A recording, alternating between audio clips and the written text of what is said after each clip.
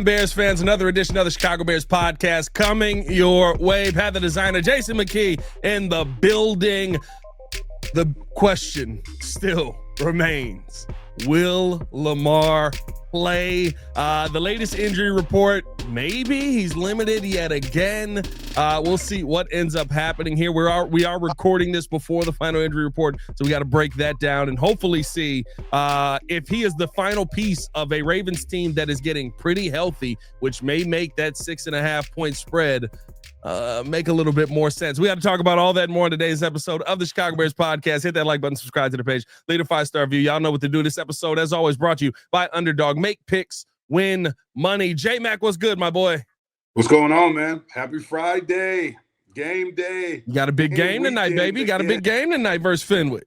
And another one, like DJ Khaled, and another one every week. Another one. Another one. That's what another we need. Another dub. Another dub. Another dub. Another dub. It's this time's always bittersweet because your seniors are getting closer to the end of their high school football career. Thankfully we'll have an opportunity to play in the playoffs, and we'll find out who we're playing tomorrow. But this could be their last regular season home game. So just a shout out to my seniors. They put in a lot of work. A lot of guys have been a part of this program for 4 years, so I appreciate the work that they've put in. They've bought in. It's been a joy, for myself and my coaches to have coaching these kids in. They'll go on to have bright futures, and I hope we were an avenue, or I hope we were able to impart some type of knowledge or leave them with something that's going to make them a better person and not just a better football player. So shout out to my seniors, man, and let's get it done tonight. The one thing I love about the program that you're running over there, dog, is it's not just about, hey, let's go out there and win football games. You making these kids into college students and teaching them how to be grown men on the field, best. So I love on and off the field. So big shout out to y'all, man. And you, trust me, like the podcast schedule with J Mack sometimes in that summertime get a little wild because of how many kids are getting the calls to go to college. So it's awesome what y'all are doing over there, man, preparing them for the next step in life. And hopefully, an opportunity one day to play in the big game. And we got a big game coming up this Sunday, J Mack. Here's the thing. I don't know if I'm worried about the game yet, because I do believe in what Ben Johnson is doing. I do believe in this coaching staff and how they're going to have this team prepared. I love the fact that if you heard the press conference yesterday, they are not taking this game lightly, no matter who's playing, no matter who isn't playing. They are all the way bought in, and you've heard everybody echo that sentiment. But here's the big thing. If Lamar Jackson comes back, this is a very different game. Courtney does believe pretty strongly that he won't play with him limited back-to-back days. I kind of lean that way too, but when you're 1-5, sometimes you make desperate decisions, J Mack, and this could be a desperate decision where Lamar Jackson, if he is 60-70%, we'd rather have you out there than Cooper Rush and Snoop Huntley. How does having a player like that in the game affect how you feel about the outcome of this game? Yeah, obviously. I mean, you got one of the best players in the league, Lamar Jackson. So if he's in the game, it just changes everything. It changes your defensive game plan in terms of how you approach the game. So I'm sure that, I don't know, I think Dennis Allen, obviously they prepared to play a Lamar Jackson, but that game plan changes if you do get a Cooper Rush playing quarterback and into the lineup. So, when you have a player like Lamar, you're not going to completely eliminate the big plays that he can make. I don't care if he has a hamstring or not. He's that dynamic, and he's been that type of talent and that type of elite quarterback in this league for a long time. But you have to try to limit the amount of big plays if he is to play in this game. I mean, he's only played 4 games this year, 10 touchdowns, 1 interception. Like, come on, man. And you look at him, everybody just looks at Lamar Jackson, right? It's just a guy that's just running around there like he's on the backyard high school playground making plays. Yes, he makes those plays too because he has that type of ability. But the main development that we've seen from Lamar throughout the years is his development of being able to play within the pocket, his development and being able to, win a game from the pocket, be able to go through reads and actually play quarterback within the structure of a pocket. So when you put that elite athleticism, that talent that he has to extend plays, and then he was able to combine that with playing quarterback in an elite way from the pocket. Well, guess what you get? You get a MVP. You get, all those accolades that he's received. Twice. So, and then, you get a team that's going to continue going to the playoffs. And so,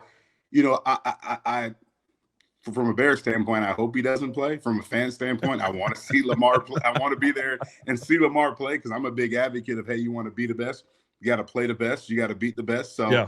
you know, I'm pretty sure, like I said, it's going to change the game dramatically. And if Cooper Rush is in the game, hey, you know what?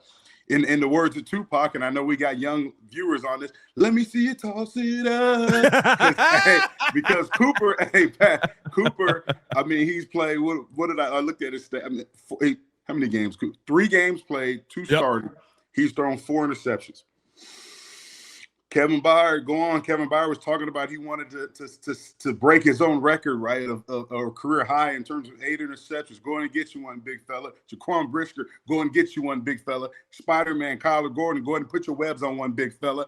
And whoever's in, you know, Tyreek, we don't know whether or not he's going to be in the line. Well, I don't think he's going to be in the lineup. Am I right? I think he's. Well, as of right now, taking a look at the Bears injury report, your DNPs, back-to-back DNPs for Tyrique Stevenson. I would be surprised. Yeah. If Friday's usually a walkthrough, J Mack, like Fast if he's Friday. limited. Fast Friday. Oh, Fast Friday. Okay. Okay. Well, listen, even if he is able to play, I'd love to see him get out there, but back-to-back DNPs, I doubt it. Back-to-back DNPs for Cole Kmet, probably going to be in that same situation there.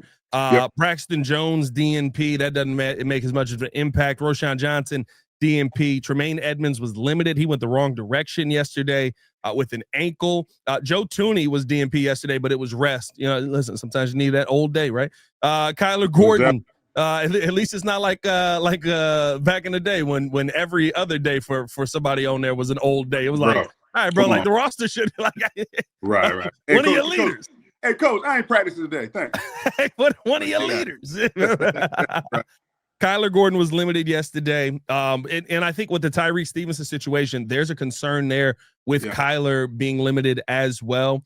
DJ Moore was limited, which was an upgrade from DNP with that hip the week before or the day before. DeAndre Swift was limited. And then Booker, Grady Jarrett, Eamon Ogbongbemiga, Cairo Santos, and Nashawn Wright were all full goes. Nashawn Wright might be your DB1, but you do have Grady Jarrett here adding back into this defensive line. So you're getting some health back in one aspect on the D-line, and I think that's going to be incredibly, incredibly important this week, J Mack, that defensive line getting to whoever is playing quarterback, but you're losing one of your big pieces in Tyrique Stevenson, who outside of a couple of plays that I feel like people are kind of trying to say is the consensus for Tyrique. Tyrique has had a pretty good season this year. And I would say that he's been a very bright spot for this Bears team after losing Jalen Johnson. So it's going to be a tough one if you're playing this game without him. Yeah, and like we always talk about, every year, anytime there's an injury, right? Injury in this league creates opportunity. And that opportunity right now is for Nick McLeod, who came in the game last week for Tyrique Stevenson, right? And he'll have an opportunity to go up against a Ravens receiving core that's not one of the top receiving cores in the league, but they do have some talent. Zay Flowers is definitely a playmaker. I think that's Lamar's number one guy when he's in the lineup, but they do have some other guys. DeAndre Hopkins, we don't know if he's going to play. He was DNP yesterday as well. So it creates opportunity. And, just like last night, you saw a running back with the Chargers get an opportunity and make the most of it. And that's how guys create names for themselves. That's how guys gain starting spots in this league, because injuries bring about opportunity and you make the most of your opportunity. Well, guess what? Now you become a household name. Now you become a starter. And then it just goes from there. So whoever's in the lineup, I know Dennis Allen will have his guys playing at a high level as he's done the past few weeks. The Bears defense has been playing well. And we can talk about just the 4 takeaways that they had last week, but they played the run really well. They were able to put pressure on the quarterback, and they've got to keep that going. Even if Lamar's playing, you got to still be able to put pressure on Lamar. And, it's going to be interesting to see if he does play, what type of game plan does Dennis Allen implement in terms of to try to limit the amount of plays that Lamar can make out of the pocket, and that's going to be a factor. And it's just, are you going to test his hamstring? You're going to try to force him out of the pocket to see if that hamstring can hold up for him making plays and extending plays with his legs, like he does a lot, like he's done a lot throughout his tenure in this league. Yeah, listen, I think it's going to be, one of the more important things. because of how this Bears defense has gone, they've been really good at the top down punch outs, J Mac. They've been really good at the strip sacks over the last couple of weeks. And I think that, not to say you want to dial that back, but you have to be smart about when you do that, because going for the football with Lamar, if you get him because of his play style, because of his, he's always on the run. He puts that football out there, sometimes just dangles it around. He has been a guy who will leave the football on the carpet and you'll have a fumble opportunity to recover. That takeaway could be there.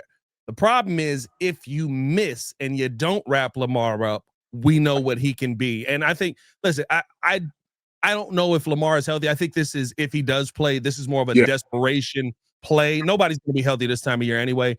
And I think that could hamper him. But Lamar has proven as well that from the pocket, he can sling that pill. We got an MVP from Lamar where, he is, running around, basically just being the athlete, and he's throwing for a couple of touchdowns.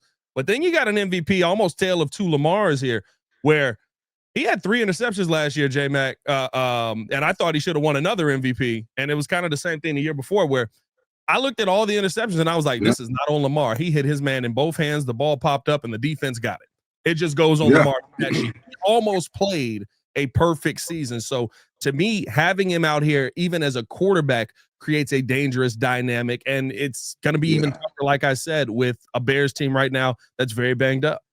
Your roof's got more layers than a conspiracy podcast. Is that a sandwich wrapper? Ah, yes. Vintage 1988. It really builds character. Avondale Roofing. Inspect smarter, dig deeper, and get to the core of your roof's health. And here's the thing, right? A Coach Harbaugh team, regardless of record, is a dangerous team. Yeah, I had the opportunity to play under, Coach Harbaugh my rookie year. He was the special teams coordinator with the Philadelphia Eagles. Dave Tobe was the assistant special teams coordinator that year. Harbaugh left and obviously went to the Ravens. My last year I had an opportunity to play for the Ravens and play for Coach Harbaugh. Coach Harbaugh, when you talk, we just throw out the word dog, right? He's a dog, he's a dog, he's a dog. No. Only 2 losing seasons, J Mac. Coach Harbaugh is a certified dog when it comes to coaching, right? And I say this because the way, like, he's a master motivator in terms of getting his teams up and ready to play a game. And he has a way of, it's not necessarily a magic speech, but he just has a way of motivating his team, but he also has a way of motivating each individual player on that roster. And his detail, he is like a maniac and relentless in his preparation, right? We talk about attention to detail. He takes it a whole nother level. Like, I remember us in a team meeting, in every team meeting, he would start off, and beginning of the week, we go through personnel, we go through, different things that we wanted to focus on and different keys to us winning the game. And the first thing he would put up there is the officials, who was officiating the game.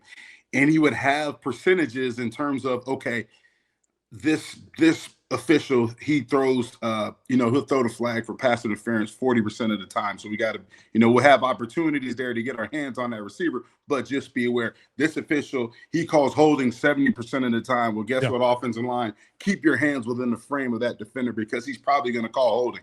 Like, that's how meticulous in his preparation he was. So like you said, Pat, it's no secret why he's only had 2 losing seasons. And when you look at some of these guys, like I watched Kyle Hamilton's press conference the other day, just to kind of see what their mindset was of being at 1-5, being in unfamiliar territory. Kyle Hamilton sitting there and he says, you know what? He said, every week's a playoff game now if we want to get to where we want to go. And they're going to be locked in. You're going to a hostile environment. That fan base is crazy. That organization's had a lot of success. And they know that you're getting a Bears team that's feeling good about themselves, right? We talked about it, Pat, the Attaboys, right? Oh, good job, Bear down. Oh, we're talking about all these Bear things. down. Bear down, bro. Bear down. You know what I mean? Everybody's excited, right? But you're going, but you're good. But we gotta, the Bears, you gotta understand that 1-5 doesn't mean anything because this team has some talent. They have some players, and they're getting a lot of players that are coming back that can make a lot of plays. So it's going to be a good matchup, regardless if Lamar's in the lineup or not. No, 100%. And I think that's the thing, right? This week, defensively, I don't care who it is. And I know you aren't a defensive player, J Mac, but just, from a head coaching aspect, how difficult is it to adjust? Because I think that's something you got to take into account as well. If Lamar doesn't play, Cooper Rush, a very different quarterback. That's a very different style of play. Now, you would rather play Cooper Rush, right? You can get to him a lot easier. Definitely. But sometimes I feel like you see teams so locked in on playing one style of quarterback, and they didn't have a game plan for this other dude that comes in. And then all of a sudden you see this other dude lighting it up down the field, and you're like, what the heck am I watching right now? He's a worse quarterback. We should not be in this situation. Like, how hard is it to adjust on that? I think with how early they know, and they've already been forecasting Lamar for weeks, right? So Dennis Allen, I think, not necessarily having two different game plans, but having understanding, and being prepared for both quarterbacks. So I know Dennis Allen's ready for that. If they face a Lamar, he's got a game plan, for Lamar, and like I said, to limit the amount of big plays Lamar's going to make, because you ain't gonna eliminate them all, but you got to limit the big plays. He's going to make some big plays. That's just because that's who he is. But you can limit the amount of big plays you have to if you want to have an opportunity to win in the game.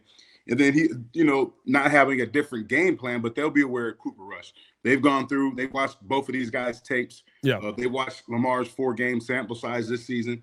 They've gone through and watched the 3 games played by Cooper Rush in the 2 games he started. They've seen the interceptions. They know with Cooper Rush, they may have more opportunities to get those takeaways because he has thrown the 4 picks in 2 starts. But with Lamar, you have to, with him only throwing 1 interception, and like you said, last year only 3, he's not going to put the ball in harm's way, and he's not going to give you that many opportunities. So, like I said, you have to be able to limit the amount of big plays that he makes, but you also got to make sure you get that offense off the field. Yeah. Because we're talking about Lamar, but there's another guy back there who's a king. Yeah, who you got to be aware of. Yeah. Listen, Mr. Henry. We all know. King. I ain't talking about Elvis. I'm talking about the other king. Mr. Henry is a dangerous problem that this defense is going to have to deal with as well. I mean, my favorite thing is, I forget who it was. I think it was Pat Hester, one of the beat reporters asked it. It was like, how do you stop Derrick Henry? And Dennis Allen just chuckled and was like, it's just said and done. You know what I mean? Like you can get a bunch of hats to the ball and try to surround.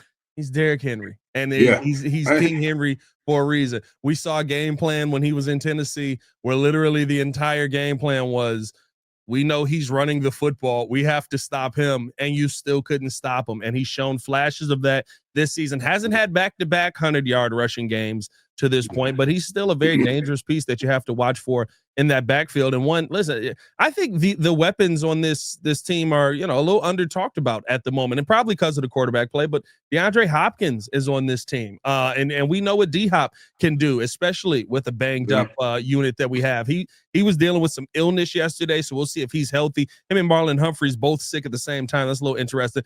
But, you got Zay Flowers getting back healthy at the right time. Like, this is not a team that, even if it is Cooper Rush, that you can sleep on, because the weaponry that they have around the quarterback is also dangerous. So I think this is going to be one that it's going to be closer than people think, no matter who the quarterback is out there. I see some people, this is going to be another 12-point win. It's hard to get double-digit wins in the NFL. It doesn't happen every single week. So we'll see, kind of what that ends up being. Defensively, though, J Mack, looking at the other side of the ball here, Ravens getting a little healthy on defense as well. A familiar face going to be going up against us here, probably with a little bit of a, I remember what y'all did and how y'all didn't want to pay me and how y'all got these other boys out here to go get the quarterback that you want. We remember it's Roquan Smith getting himself healthy. He was a full go at practice for the 2nd day in a row.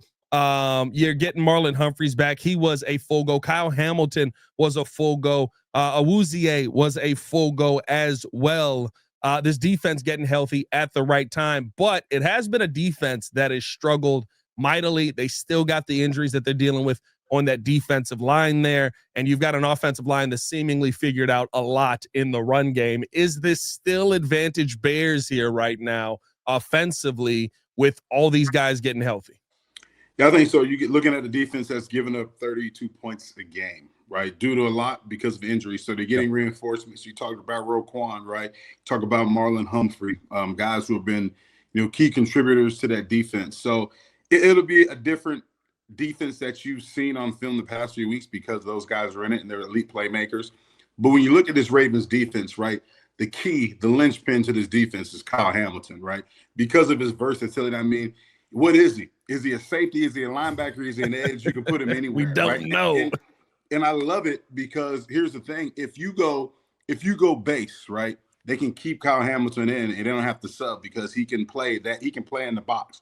If you go three wides, they can go nickel, and they can keep Kyle Hamilton in the box. So if you try to, exploit them through the run game by going, three wides or adding another receiver in there, well then run the ball. But then he's still in there. He can still play that linebacker position and not get overwhelmed by an offensive lineman trying to make that block. So I think he's the key.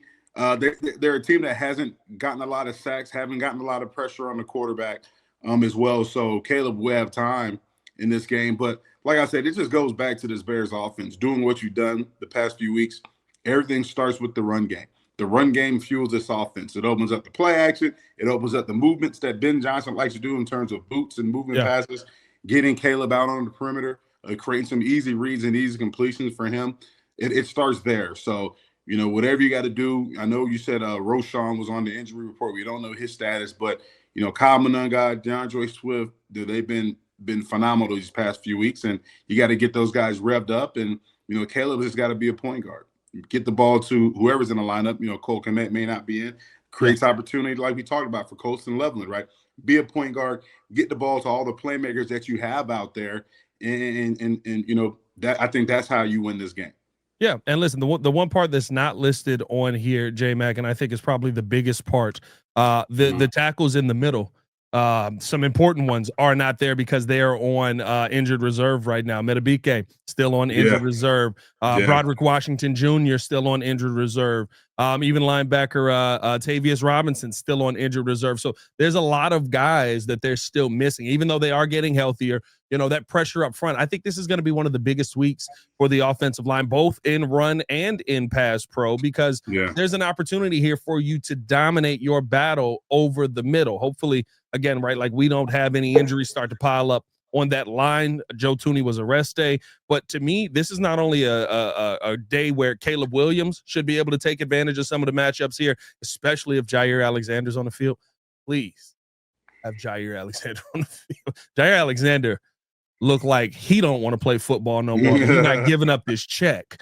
I mean, like this should be a big week for this offense, running the football yet again with how Swifty's been running, how this offensive line has been blocking. And to me, this is a week for Caleb Williams to get himself back on track, because there's some matchups that, I'm sorry, whoever Jair's matched up on, he's got the wrong matchup. Like whether it's Rome, whether it's DJ, I'll throw Luther in that conversation. Like you should be able to go out there and win that matchup. Talk about Swifty a little more, because go ahead and talk about Swifty a little more, Pat. Hey, listen, we said it on the post. Hey, look, 2 games in a row. I love it, baby. Keep calling. See the don't thing jump about on me, the bandwagon. Hey, Get off the Swifty train. We don't have no room for you. That's okay. That's okay. Get off the train. Hey, I root from outside the club. That's cool, baby. Yeah. Conductor. We got a Pat Designer over here. Get his ass off the train. Hey, that's okay. That's okay. You're only successful in the moments that you have success. Don't worry. Declan Doyle said, keep having that success, baby. We got another big week coming up. Let's do it. We're going to talk about it with our underdog picks too. So we got another big week coming up for Swifty, baby. Hey, let's hope so. And I think finding that, me and you were talking on the phone, you were kind of breaking down the inside zone and the outside zone, and how on a couple of those plays, right, like the blocking didn't go exactly how the Bears needed it to go, because you saw the Saints defense bump over and kind of get into that gap Swifty was supposed to hit. Swifty just made a play.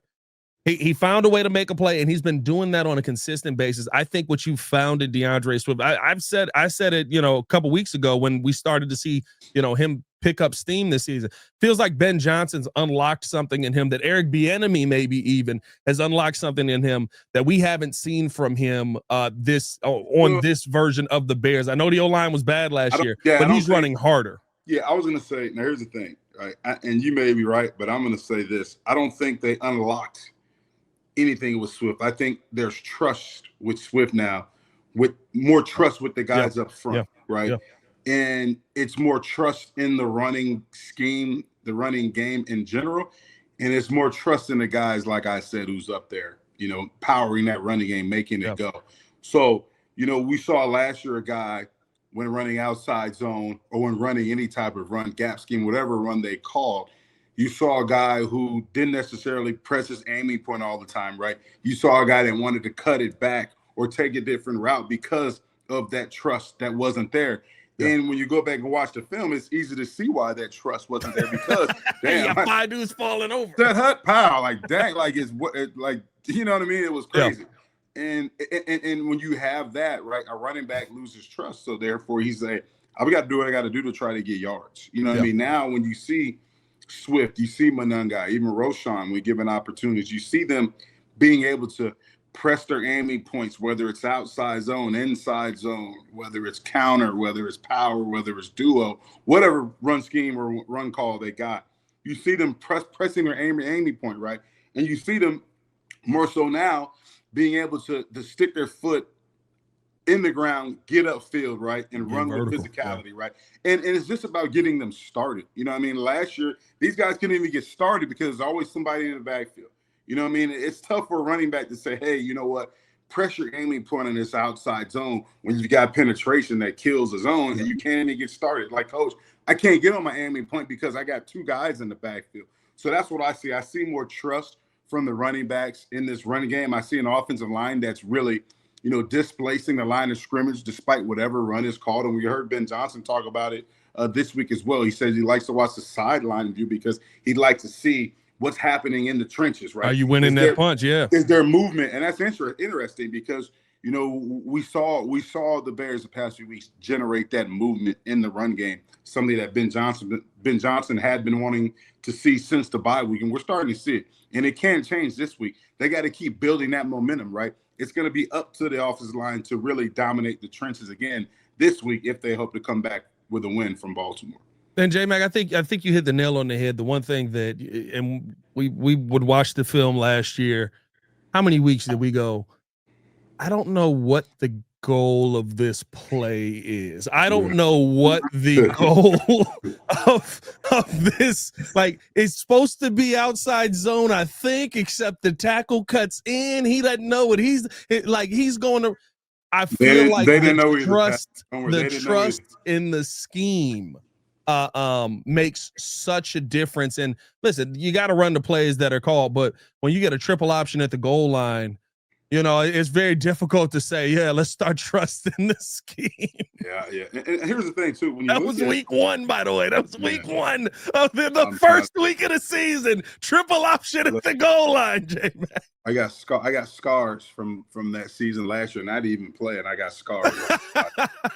But here's the thing, too. Another thing, right? I think we talk about Ben Johnson's creativity in the way that he utilizes pre-snap movement, shifts, and motions. You know, you see it. Like, I broke down an 11-yard run from Swift, and I posted it on Twitter. And the play was successful because of the way that he motioned, right? The way that he not motioned, but the way that he shifted Cole from one side of the formation to the other. And what happened was it created angles. It created favorable angles for his guys to get on their blocks, for the offensive line to get on their block, right? For Cole Kmet to have a successful block when they were running outside zone in that situation. And we talk about it, right? Swift pressing his aiming point, and then pressing his aiming point opened up the cutback. You know, it opened up one of three reads that a running back can have on outside zone, right? He can have what we call a press bounce, where he's going to stay outside if that tight end logs that 9 technique, or if we get it sealed off on the edge and he can stay outside. You get a press bang read, in which you stick your foot in the ground north and south, and you find that vertical crease that's made because of the flow, the lateral displacement that offensive line gets on that defense, and the flow of the linebackers in that defense. And then what we saw from Swift on that play was, we call it a press bend, where he presses his aiming point, and because he's pressing his aiming point, he gets flow, he cuts it back in that backside A-gap and scores a touchdown, right? And those are, you know, all because of angles that was created from that pre-snap shift that Ben Johnson implemented on that play, but also guys getting on their blocks, running backs pressing their aiming points, making the right read. And that's why it's crucial, right? When you see a run play, right, it takes all 11 to make that one play 100% go, right? Even receivers, right? The long runs in the NFL is generated from receivers making blocks downfield. That's how critical the receivers are to the run game. And then in the Ben Johnson offense, the way he utilized the receivers, like I've seen this year where I've seen, Ben Johnson motion Romo Dunze into the box, and he's gone in and blocked the inside linebacker. Like, you're not just a receiver. You're going to block. And he no block, no rock. No block, no rock. And guys are buying into that. And when you have all 11 guys buying into that, even the quarterback, right, off an outside zone, right, Caleb, you got to extend that football, and then you got to boot away from it, right? Why? Because when we set up our boot action off of that, we want everything to look the same, right? So that's going to set that up. But I see all 11 guys on offense, regardless of who's in the huddle, is starting to buy in and really starting to play to the details that play requires. And that's why this offense has been successful the past few weeks, because you have guys buying in and executing at a high level since the bye week. No, 100%. And listen, J Mack, I mean, what we saw last week I thought was phenomenal. It could have been just because it's the Saints, but did we get our version possibly with Swift and Monangai of what we're seeing of Gibbs and Montgomery? Now, this season, it's been a lot more Gibbs than it has been Montgomery. Very different without Ben Johnson there. Montgomery out, man. Hey, Monty has fallen out of that run game. Like I mean, it used to be entire drives of David Montgomery, and now it's kind of, we'll put you in there sparingly as a running back here. But like, is this a situation where the Bears now? I mean, you had 14 carries last week for Kyle Monangai, along with DeAndre Swift getting the lion's share of those. Like, it felt like, there was a drive in there in the second half where I texted Courtney and I was like, is Swift hurt? Like, what's happening right now? Like, why is he getting this entire drive? Like, I don't see DeAndre Swift. And Monangai was powering through. Are you getting the Bears version of what we saw last year with Gibbs and Montgomery starting to develop here with Swift and Monangai? Yeah, I mean, those two guys in Detroit is dynamic. We know Demo's been dynamic since he's been in this league, but this league is all about two backs now. You know what I mean? Everybody's implementing two backs. The Bears are starting to find out they have two backs that are capable of getting yardage and hitting explosive plays in the run game. And that's what you're seeing. And the good thing is you're getting that contribution from a rookie. And when they drafted Kyle Monangai, got a 7th-round pick, there was high praise around him based upon what he did at Rutgers and in the Big Ten. And a lot of times that praise doesn't pan out, because he was still a 7th-round pick. He still had to make the team. He still had to earn a spot on this roster. But it's good to see that potential that you saw in him when you scouted him and when you drafted him in the 7th round is starting to pay off. And you got him late. You know what I mean? So it's awesome. I think he's a really good runner. I think when he gets his shoulder pads square to the line of scrimmage, he's real effective.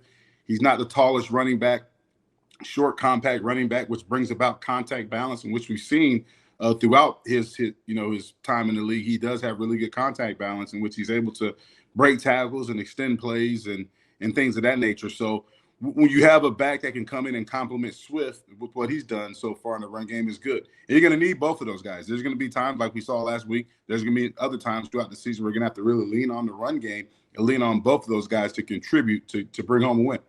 Yeah, let's hope the Bears can do that. We're going to take a quick break here. If you're Chauncey Billups, don't listen to this part because we're going to be talking about Underdog real quick as we talk.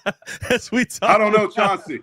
As we talk about our pick'em of the week here. We've been doing this the last couple of weeks with Underdog supporting us over here. So far, J Mack, we've got Caleb Williams higher than 224.5 passing yards and Isaiah Likely anytime touchdown. Derrick Henry, we talked about how many carries he probably still gets, I would assume, if Lamar plays because of that hamstring injury. You don't want Lamar running a ton. But Henry higher than 18.5 carries. J Mack, what are you feeling right now? Is there any DeAndre Swift love from you this week? You're a big Swiftie. Yeah. I'm not allowed on the train, so I got to watch from the outside. Get off. You're not even, no. You ain't even accepting your ticket on the train. I know Courtney took the Derrick Henry. I like the Derrick Henry. I had liked that one. But I like Swiftie. What was it, over 53.5? Higher than 53.5 rushing yards for DeAndre Swift. You like that? Yeah. You know why? Hey, no DTs and no defensive tackles up the middle. No better DK up the middle. Well, I'm just looking. When you go back and you look at the stats, right? Week 1, Minnesota, he had 53. Week 2 against Detroit, he had 63. Now, he struggled against Dallas, struggled against Vegas. He had 33 and 38, respectively, yardage rushing. But then the past 2 weeks, Washington a $108, and then last week, you know what he did, a $124. So I like it. I think that, you know, he's a guy that's going to get 14, 15 carries. That's kind of been around what he's been getting this year. And so I think, you know, him getting that many carries, over 53 for sure. I like that. So go ahead and book that. I'm already on the Swifty train because I've been saying that, hey, you know, he don't look at how he's been playing. It's not just him. It's everybody. Coach Ben Johnson backed me as well, just saying it wasn't just Swifty. It's everybody in the run game. So now everybody wants to jump on the bandwagon because he put up over 100 both 2 weeks in a row. And now everybody's, oh, we know Swift was good. We don't need a running back. We don't need to trade for a running back. I've been saying it all along. Over 53. Book it. Underdog. J Mack's play. Let's go. Book it. J Mack's play. Book it. Book it. The right way. Man. Not the Billups way. The right way. The right way. Not the Billups way. The right way. The right way, Pat. Book it. Hey, listen, man. That's crazy, man. It's a football podcast, but I can't get out of my mind, like, what is going on, Pat? What's going on, man? Hey, you can never have too much money, I guess. What is going on, man? Listen, make sure to download the app today. Sign up with the promo code CBP to score $100 in the bonus funds and bonus entries when you play your first $5. That's promo code CBP. Underdog, make picks, win money. EOQ, the disclaimer. Must be 18 years or older, 19 or older in Alabama and Nebraska, 19 or older in Colorado for some games, 21 or over in Arizona, Massachusetts, and Virginia, and present in a state where Underdog Fantasy operates. Terms apply. See assets.underdogfantasy.com/web/play and get terms _DFS_.html for details. Offer not valid in Maryland, Michigan, New Jersey, New York, Ohio, and Pennsylvania. Concerned with your play? Call 1-800-GAMBLER or visit www.ncpgambling.org. In New York, call the 24/7 Hope line at 1-877-8-HOPE-NY or text HOPE-NY 467-369. Welcome back into the Chicago Bears podcast. Pat the Designer, Jason McKie here with you as always. Today's episode also brought to you by the Advantage Dealer Group. Find your next Chevy, Toyota, or Acura and drive off in under 60 minutes so they'll make your first car payment. Also brought to you by the Hard Rock Casino in Northern Indiana. Las Vegas style gaming, just 30 minutes from Soldier Field, exit 6 right off of I-80-94. And if you go about 20 more minutes up the road, that's where you'll find Chauncey Billups. Appreciate y'all for tuning in and showing love as always. Listen. My McKees to the game is brought to you by me, not Chauncey. My McKees to the game is brought to you by me. Like, man, Pat, I can't get it out of my head. Okay, let's try and get the show back on track here with a little bit of you brought it up, so we might as well go into it. Gracious. The McKees to the game. Let's go. Here we go. J Mack, first one. What are the McKees to a Chicago Bears victory? First one, man. I'm going to the defensive side of the ball. All right. Limit Lamar if he's playing. We talked about it throughout the entire pod. You're not going to eliminate the big plays that he makes, but you got to try to limit him. He's going to make the big plays. You got to try to keep him to a minimum, right? 10 touchdowns, 1 interception in 4 games played. The man is dynamic, right? I mean, he's one of the elite guys in the league. So you got to try to limit him the best you can. Derrick Henry, right? King Henry, right? The thing about Derrick Henry, you've got to get to him before he gets started, right? So penetration is key. Penetration is key to get into the backfield because you have to, if you give him a full head of steam, Pat, you're going to be on somebody's highlight table. We've seen it over and over again, right? You see Derrick Henry stiff-arming guys to the ground, stiff-arming guys under the Gatorade table. You got to get him hit before he gets started. And when you get to Derrick Henry, right, first guy in or first 2 guys in, you got to hold him up. Next guy in, you got to strip the football. 3 fumbles on the season, right? See if you can get another one from Derrick. And then defensively, right, continue to have that takeaway mentality. Yep. We had 4 takeaways last week. No matter who's in the lineup, we know Tyrique may be out. New guys are coming back in on the defensive front. We still got to have that same mentality, a takeaway mentality, right? Not just generate the takeaway. Let's see if we can turn them takeaways into points, putting them points on the board. If we get a pick, let's turn it into 6 points, right? Things of that nature. Offensive side of the ball, we talked about it. Run the football. That's not going to change. That's each and every week. The run game powers of Ben Johnson's offense, and it's going to open up everything that you want in the passing game, right? So run the football. Take care of the football. Try to eliminate the turnovers. We had 1 last week, 1 interception. Caleb threw 1 pick. He talked about that. Let's try to eliminate the The turnovers. And Caleb, like I said throughout this podcast, Pat, be a point guard, right? Distribute that football to your playmakers. You got a bunch of them. Cole Kmet's out of lineup. Well, guess what? We're fortunate to have a Colson Loveland that's going to be in the lineup and get an opportunity now, right? Luther Burden, Alameda Zacchaeus, Romo Dunze, DJ Moore. I mean, goodness gracious. Play point guard, Caleb. Let's go. Those are my McKeys to the game. And hopefully those bring you a Bears dub. We need a Bears dub, man. I think 5-2 would put this team in a completely different conversation as far as, not only just confidence, but at a certain point, they have to stop saying that wins aren't good wins once the Bears beat teams, right? Like, listen, you beat the Cowboys. But the Cowboys, that's not a look at the defense. That's not a good win. Meanwhile, they put up 40 on everyone else. You beat the Commanders. But they was banged up. That's not a good win. Commanders, that's not a good win. You won by 1 point. Like, maybe we'll finally get some credit. When we beat the Ravens, I sound like Terrence Crawford. So when I beat you, what are they gonna? So when they beat the Ravens, they're gonna say, "Oh, they were just a 1-5 team." Lamar played, but they're still 1-5. You know what I mean? Come on, it doesn't matter. It doesn't matter. 6.5 point underdogs coming into this game, J Mack. You gotta play the schedule. You play the schedule. Doesn't matter. And the guys in the locker room, they don't care about that. Play the schedule. No, 100%, 100%. Appreciate y'all for tuning in and showing love as always. Hit that like button, subscribe to the page, leave a 5-star review. Y'all know what to do. This kind of hard. I just seen this come across the Twitter timeline, J Mack. I don't know if you saw this video to finish out the pod. Ben Johnson. Oh no, keep the claw up. Keep the claw up. Ben Johnson calls a play that was called George McCaskey. Yeah, I saw that. It was a boss play. Yeah. He said, yes, let's go, George McCaskey. George McCaskey. Yeah, I love it. It was a short yardage play that ended up being the carry to Roshan. It was a good one. It was a boss play, and it was a wide zone boss call. I love it. Yeah, we got bosses in the building. Yeah, boss play. Yeah. Awesome, man. I love it. Bear down, guys. One love. As always, your boy, Pat the Designer. Jason McKie back in the building. Peace.